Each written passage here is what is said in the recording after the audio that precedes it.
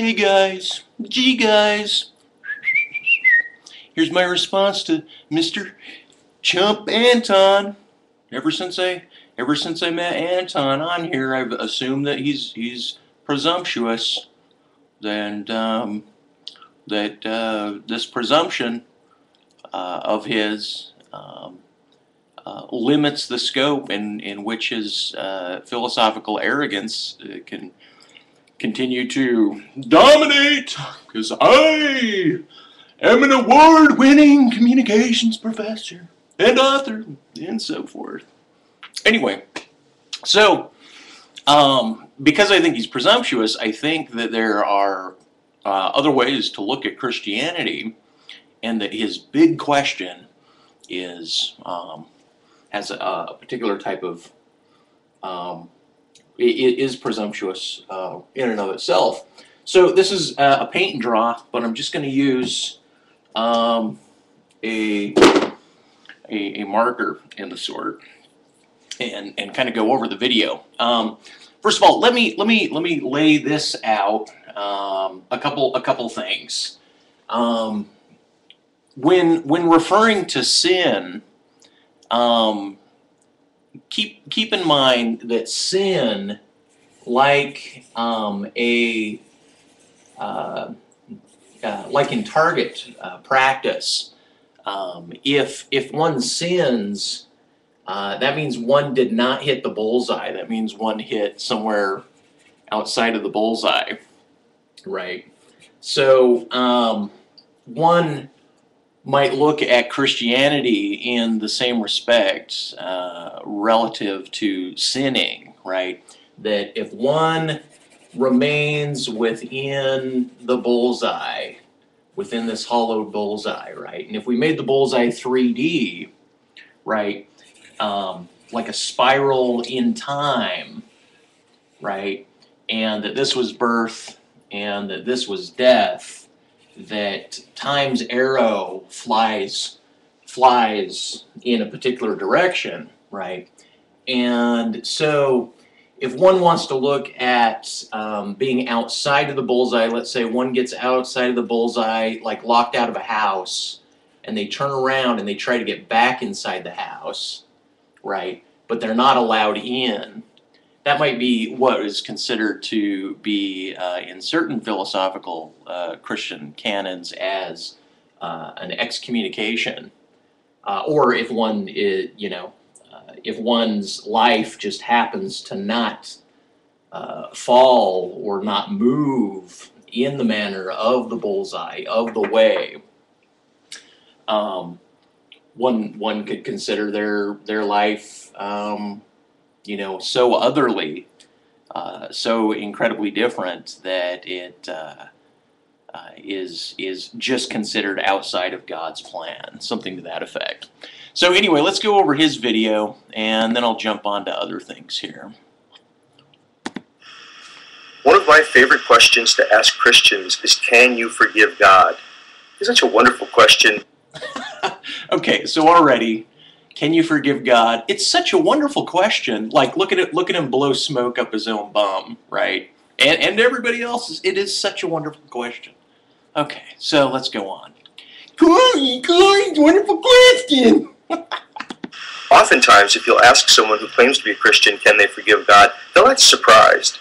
They almost don't get the question. They'll say, no, you're very confused. Well, let's see. If it is in fact an original question, then kind of coming at them with something new, being an author and creating a question, yeah, I could see that might confuse people. Of course, that's based on a presumption, once again, of a certain orthodoxy or a certain normativity of Christianity being held, which I accuse Anton of holding prior to making the video. They'll say that God's all good, all loving. God, if anything, forgives you. You don't forgive God. Okay, so yeah, the Old Testament, God has, if we're going to consider the Abrahamic religions with regards to God, and I suppose that Christianity is anointed, being the anointed one, Perhaps there were Native American philosophies like that, but let's just assume the Abrahamic religion's based on Bible texts. Okay.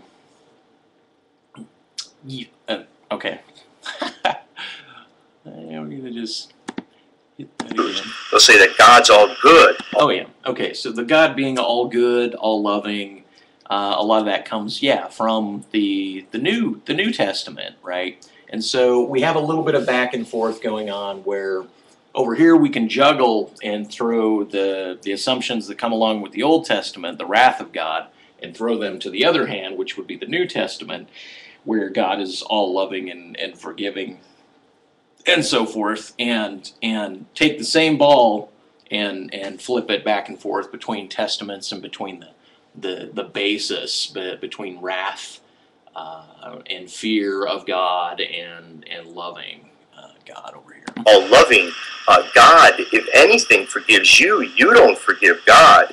And then I think, well, no, that doesn't really seem right. Well, that just really doesn't seem right to me, because Professor, if it doesn't seem right to me, let me come back at you with one of my questions again. Here we go. All kinds of accounts, especially from within the Christian story. I mean, okay, within the Christian story, right? So Anton himself, I think he mentioned that he grew up within a particular sect of Christianity, and so when he says the Christian story, he's obviously referencing some reiterated story that he's heard, and that this is where he develops his presumptions about all possible ways in which one might consider Christ. For example, if one assumes that the story of Christ happened when Moses leaving Egypt, the Old Testament is being created, and that Christ is also functioning as a figure in time, right? That here is where Moses is, and then Christ is a moment in time that, let's say, is halfway between a particular salvation, right? That Christ or the cross itself is indicating a notion in time. That's another way to look at it. But let's keep going here. First of all, I didn't ask to be born, and even if my life has been wonderful, and I have no complaints about it per se. Okay, so he didn't ask to be born. So another way to look at Christianity and religion, there's some religions, let's say this is birth, and this is death, and there's the notion of an afterlife, either heaven or hell or something else over here. This purgatory in Catholic fashion, or let's say a type of reincarnation that is a cycle of never-ending life in terms of reincarnation, being reincarnated into a plant or an animal, or all other sorts of visions could happen here. But to say he did not choose might, in fact, violate another form of Christianity, which, if one allows the soul to carry on indefinitely after, then it presumes a beforehand. Now, if it's presumed a beforehand in the reincarnation sense, then one can speak of past lives, right? And not to say, well, I chose from my past life, but there are Christianities that call that speak of a pre-existence, right? And so, if one has a soul, some disembodied or otherworldly soul prior to the birth, one could then speak rationally and within a particular Christian frame as choosing to enter life at the moment of conception, or at the moment of birth, or at the moment when one speaks, the soul comes about. So already, how would Anton respond to the notion that if somebody accused him, a Christian, saying, no, in fact you did choose, but you just can't remember. There's this blind spot right here that you just can't remember anything prior. Okay. When I look out in the world, I can see countless forms of hardship and of suffering and of loss, just natural disasters, birth defects, all kinds of ways that people have hardship, again, and suffering and loss, and ultimately will very likely just die in the end. Well, very likely just die in the end. Well, yeah, they're going to die in the end. Well, very likely. It's almost like, what do you mean by very likely die in the end? I mean, are you hiding? Are you tricking us by saying very likely, or am I just reading into the words here? Very likely, meaning, are you presuming that somebody might in fact carry on and live longer? I'm not certain. I think perhaps it was just a filler word that you're using, but I think we're all going to agree that, you know, biologically speaking, we, you know, very well may die in the end. But then again, this brings up another type of a transhuman teleology, which can speak of birth and a lot of people dying at this point, but with life extension technologies, one might be able, or with nanobot technologies and life extension technologies and so forth, be able to extend life indefinitely, right? Or transfer consciousness, these notions, such that life never ends for the biology, right? For the biology. And so in that case, you might believe that one, even in another video, Anton, you had mentioned that you would choose death and not choose to take part in a indefinite life extension process, which one might say is the teleologic goal of Christianity, is to maintain all life, resurrect the dead, and keep on flourishing and expanding in knowledge and so forth. So we do have this notion of complete life extension, and that would also qualify as life eternal. So that could qualify as a means via secular technological development into that type of a future. And then it starts to become interesting. The person says, well, no, have you heard of Jesus? And then I want to ask, so what is the story of Jesus? It sounds like a guilty God who, in order to expiate his own guilt... Wait. You want to ask the story of Jesus, right? Now I'm giving you a few, possible reframings of Jesus.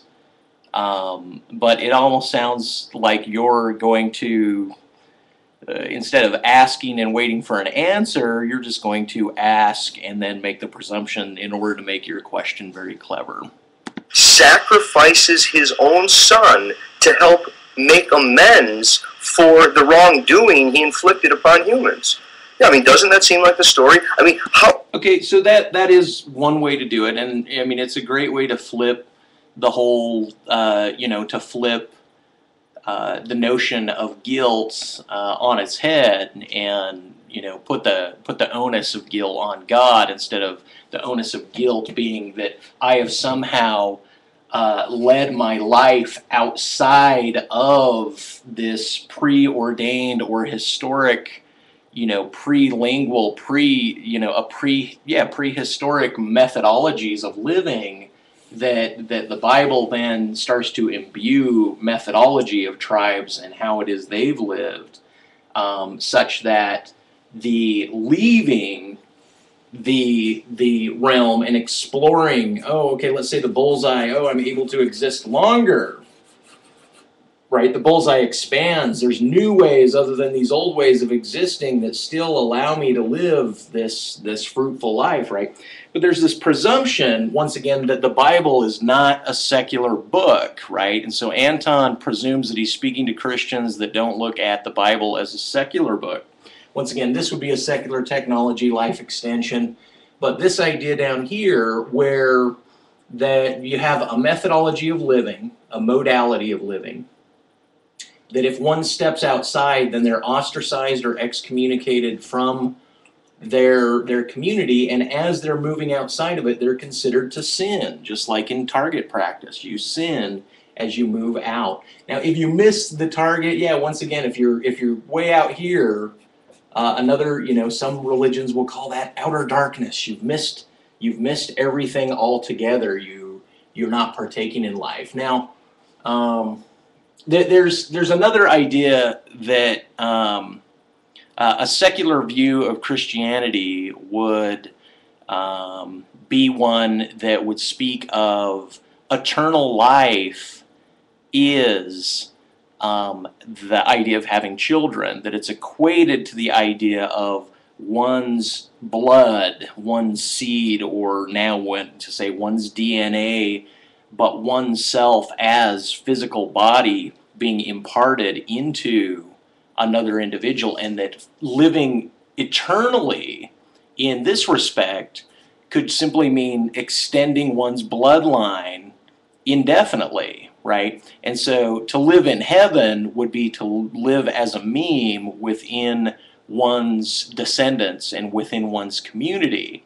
So in that respect, being an award-winning author, you will perhaps imbue the people that you imbue, and that is your life eternal that is being played out in the descendants of people. But as far as you having children and biologically extending your own bloodline, you would not be living in the secular view for life eternal.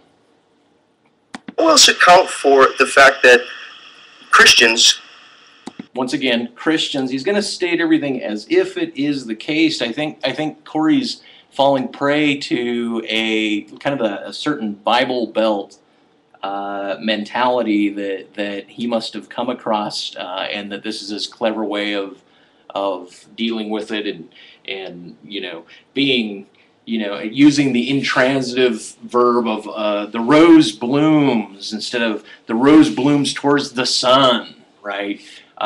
Because Corey will, once again, kind of like the juggle between the Old Testament and the New Testament, the wrath and the love, he'll use intransitives and transitive verbs when it's convenient for him to do so, and then he draws some demarcation line where if somebody else is juggling these intransitives in a different manner, right, kind of like when he was discussing things with "Oh my God," it's Chris he will say, oh, well, it's okay to pray, but not pray to God, right? So, or he wants to imbue the idea of, oh, I am praying, but I'm not praying to anything, right? So it's a very clever way where she's like, she says atheists do not pray, and in that she's saying that they don't have a referent and this was really nice, that in order for Anton to continue this juggle, right, he has to break down the binary between sign and signified and replace it with index, icon, and symbol, right? And that's for a whole nother video, but in breaking the sign and signified, sign being God, signified and or referent being an actual entity, some X factor that one is pointing to. If Anton then, in a previous video, annihilates the binary between sign and signified in order to redress and take the sign and point to a triptych of index, icon, and symbol, and say that this new triptych is a better reapproach to speaking about God, one could argue effectively that he is convoluting the process in order to allow an intransitive of I pray to be accepted in the, I'll say, orthodox canons of atheism that we see present or often present all over the tubes now. Okay, back. Describe humanity as a fall from grace. I mean, it's like it's a punishment. There was a wrongdoing, and the way to explain this world right here is that the argument is that humans have done something wrong, but humans didn't create this fruit. Humans didn't set the temptation. Humans didn't have all these ambiguities in this Genesis story.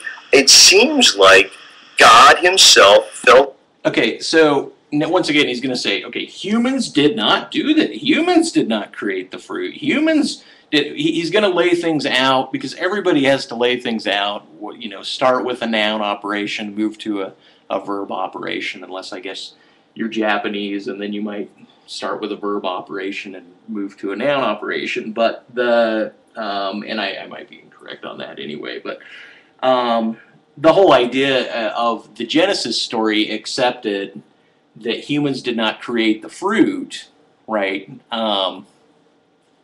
It's almost as if to speak of the Genesis story with the imbuement of a Satan or a God, a good and a bad valuation, and to suggest that humans, like through time, this arrow through time, whether you're on the target or you're off the target or whatnot, moving through time, did not come from a prelingual biology and move into a lingual biology, and in that process have the Genesis story as a kind of a very base, almost hieroglyphic sort of description of day here, night here, good here, bad here, and that we moved into the idea of, if you do this, not only you're sinning, you're doing bad,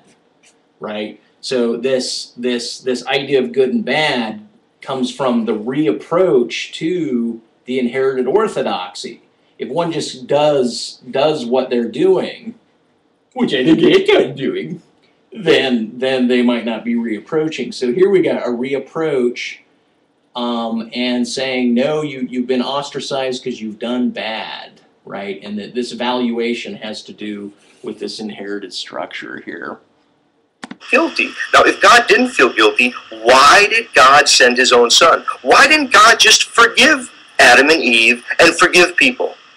Okay, so once again, yeah, if we look at God, like why didn't God forgive people? The whole idea is to say, well, if God, let's say, is the center of the target, right, and good and bad is some sort of social normativity of acceptance and non-acceptance, right, tribalism or modalities of living that will yield a story, then the idea of guilt would be like, oh, I keep hitting out here. I keep moving away from the way of God. And now I realize that I'm guilty of not falling into the center, not hitting the target, not moving my lifeline through this arrow to this singular God. That one experiences guilt out here on a reapproach, if they're reapproaching. Oftentimes people just live out here,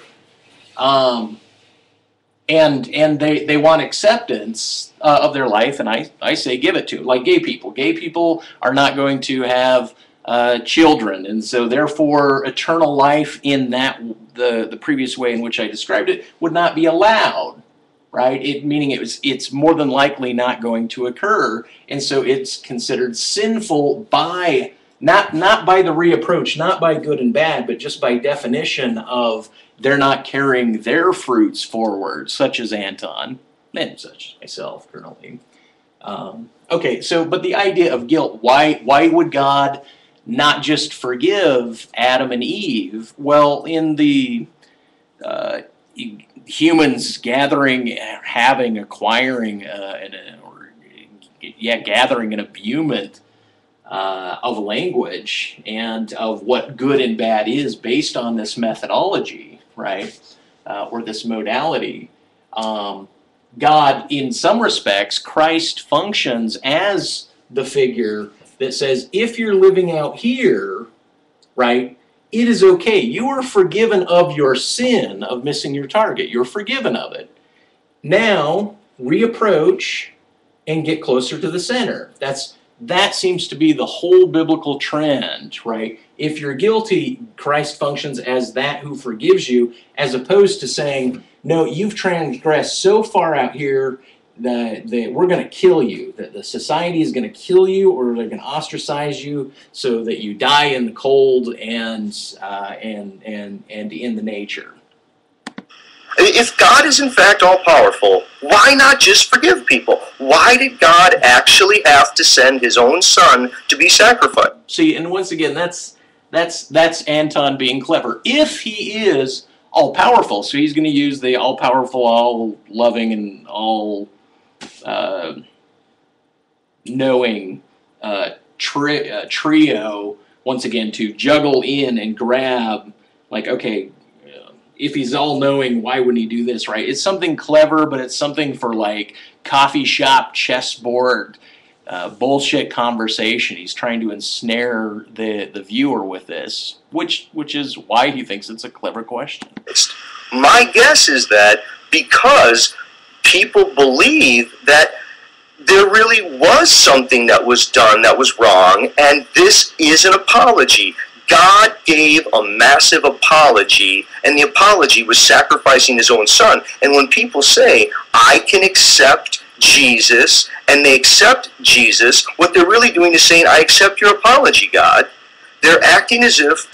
Well, and so this is the whole idea. So now, instead of saying that God is saying, you're forgiven for being outside of the modalities, move back, you're forgiven, so we're not going to kill you, carry on, you know, or even internally in terms of one's psychology, like, look, I feel so guilty about all that in the past, just drop it, the past is gone, it's done, and just now reroute yourself or do what you will, and to say, I am guilty, God, of all of the transgressions that I've made, right? And as opposed to saying, well, God, you're guilty for setting up a target for me to hit in the first place. So I'll say that the very idea that Anton would bring up the target, knowing Anton, like, okay, Anton doesn't have any kids, right? He might feel bad about that in some respect. I don't know, right? But the whole point is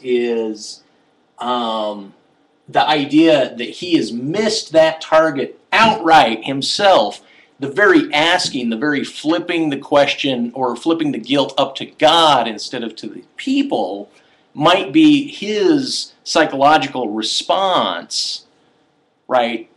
His clever development in order to expiate his own guilt and go, I got you, God. Because you ain't gonna get me on any of these accounts. I'm too clever. I'm the Anton.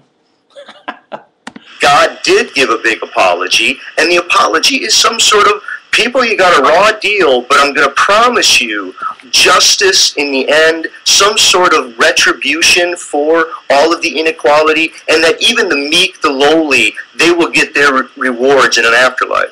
But the question is, what if there is no afterlife?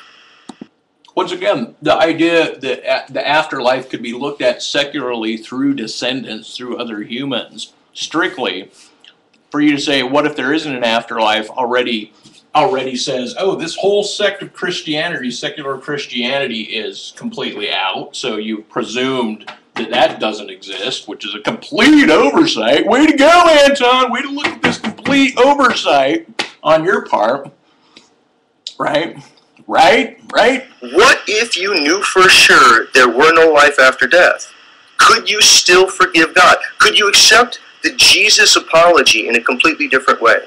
Right, so, okay, so he's presuming that there's this, you know, the soul moving, a disembodied soul, a non-biological, you know, that this is his presumption of Christianity that he's discussing here. So, once again, he's missed this one altogether. He presumes this one. And so if he's saying, okay, look, there's just birth, there's just death, and there's no afterlife, can you forgive God for it? Well, this whole sect up here doesn't even think about an afterlife in terms of a disembodiment or a pre-existent or a reincarnated soul. So the idea that these Christians, you know, that your question applies to them at all is, yeah, it's the presumption, clever, asinine gibble gabble that we get from this juggling gesture of a professor. Can you say, I am thankful for this existence and for the model that Jesus serves in life? But Jesus... Okay, can you say, I am thankful for this existence? Right. So at least he made the verb, you know, thankful for this existence. He made it a transitive, so thankful for existence. Okay, I'm here, I look at myself, and I go, I am thankful. Once again, can you do this? The flower blooms instead of the flower blooms towards the sun, right? That's what he's doing. He's like, can't you all just kind of get on my page and just look at life, right? This doesn't mean that I will be enjoying a life eternal. The message of Jesus, perhaps. So he might not be enjoying the life eternal in any of these respects, right? But he wants to speak of internality in the biblical birth, death, strict frame, which is fine. Is that we all need to forgive God. I'm wondering to what extent people would like to argue against that. Isn't it the case that... Well, it's auto-effective, it's masturbatory. If you're here and all you're doing is forgiving God, that God is somehow always and only within this secular realm, and that you're trying to make exterior and negate pre-existence, post-existence, or any other things, and only speak of the theos, which I concur with in a lot of respects, here, and that one must be thankful to themselves, one must pray, one must look at the whole theocratic or theos discussion within this framework. I say, yeah, sure, why not look at it within that framework? And to say, I forgive God because God is now somewhere in a psychosis, in a schizophrenia, in where a palimpsest overlap between the phenomenological ontology meets ideation or ideology of one's epistemology, where one's knowledge of the world set folds, kind of like conference reports, the folding of the paper into a Mobius strip. There could be a palimpsest that we call God, that is somehow where the knowledge and the ontology meet, right? Let's go from there. In the Christian story, we find a very guilty God who sends his own son to be sacrificed. So what now he's saying, in the Christian story, we find that. So already he's trying to get people to go, look, we do this. So he wants to develop a sect, or he's finding a sect of people that look at Christianity in a new modality. So it's another form of theos. It's another form of theism that Anton's creating, or saying that he's finding, and putting the we statement. Once again, he loves the word we, don't you? We love the word we, don't we, Anton? Because we are going to speak about all the languages. And then, of course, you had to backstep when I brought up the Piraha. No one else should get that, or only a few people will get what I'm talking about. And when people say, I believe in Jesus, what they're really saying is, I accept your apology, God. I wonder how many people, if they didn't believe in an afterlife, and they claim to be Christian, I wonder how many people. Whatever, like everybody except for the we that you're talking about? how many of them could forgive God? Or would they say, there is just too much suffering, too much injustice, too much hardship and loss, and if there isn't going to be eternal recompense and some sort of ultimate justice, I'd rather be an atheist, whatever that means, or I'd rather be a non-believer, whatever that means, than believe in a God who couldn't give the afterlife. I'm wondering...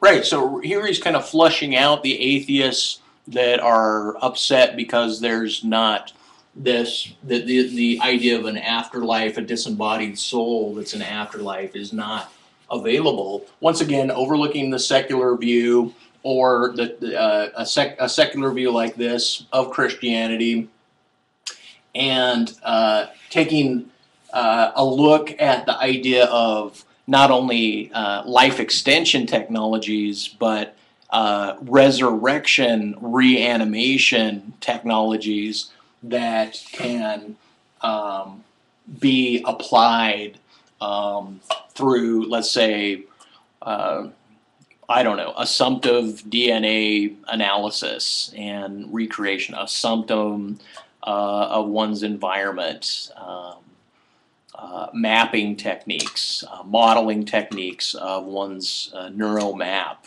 at specific times. The notion that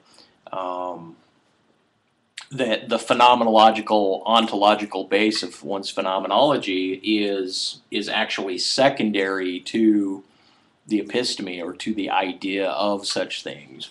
I don't know if that makes sense. Sorry. To what extent people's religious beliefs really boil down to afterlife beliefs, and if so much of Anton's religious belief boiled down past tense to afterlife belief, and now he's come up with this clever question. There's nothing particularly special about it, but because he's a self-aggrandizing professor, I mean, the way he moved through and into YouTube, even like to go at, like, look, I'm going to try to get famous on the tubes because I think that my ideas are so great. So what I'm going to do is I'm going to argue with people that have a buttload of subscribers, right, and keep going on to the next, and finding people that have a lot of subscribers, and then arguing with people who may or may not have a lot of subscribers. It's kind of pathetic, but since he's into hierarchies and he's into expanding himself and his fame, he is already, anybody that is trying to pump their own, blow their own, a balloon up in their own bum and float it, right, to become famous, you know, get rich or die trying. They're already within the canonized notion of Western thought that one must become, and so they're already guilty, whether they're secular, whatever the religious views are. They want to, you know, there's a big hierarchical pyramid that they already accept, and that is their theos, and that they're going to do everything they can to get to the top of the hill and be king of the pyramid. I want to be the pharaoh. I want to be the pharaoh. I want to be a living god. I want to be a living god. It's like their own get there firstest with the brownest nose, brown nose technique. And I mean, hell, I'm guilty of it. We're trained to do it, but when you look at certain native populations, they have nothing like this inherited pyramid that the Jews got from Egypt, right? And then they turned it on its head, and that this starts the notion of the sacred geometry, and that's a whole different video. Okay, here we go. Christianity isn't it's a kind of death denial. Okay. Once again, I'm a professor. So look, Christianity is a kind of death denial, right? Well, no, it's not. If you're a secularist, you already accept, a secular Christian accepts the biological end, looking at their descendants as the fruit of the afterlife. It's found otherly already. It's not found in their soul transgressing. It's found in their bloodline not transgressing, but